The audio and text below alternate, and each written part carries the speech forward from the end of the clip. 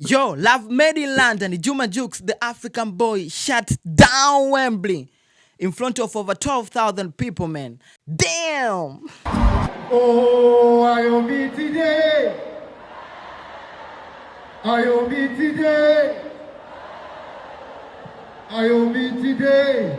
This is on London. Yes, bana, sasa hivi hapa ni saa 9 kwa saa za Afrika Mashariki. Nikiripoti kutokea kati ya jiji la Dar es Salaam, Tanzania.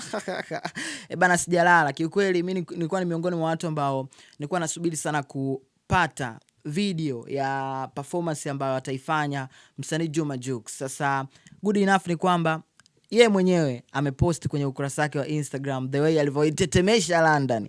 Aisemi nina furaha sana washikaji zangu. By the way, mimi nampongeza sana Jux kwa kweli kwa hichi ambacho amekifanya, ni kitu kikubwa, na sisi kama Watanzania, wapenzi wa burudani nchini Tanzania, tuko nyuma yake. Tutamuombea, tutaendelea kumtakia kila laheri kwenye safari yake hii ambayo kiukweli inaonekana. Mchana nilisema, mchana tuseme ni jana nilisema baada ile video yake kuonekana yuko na msanii Davido. Sasa nikasema kwamba hizi strategy na mipango ambayo ameiweka Jux sasa hivi, yani jicho lake amelielekeza kimataifa zaidi, ni mipango mizuri ambayo miezi au miaka michache baadaye hapo atakuja kuona matunda yake. Kiukweli kwa hichi ambacho amekifanya London over Wembley, huu ni uwanja ambao unachukua zaidi ya watu 12,000, afu ulikuwa sold out.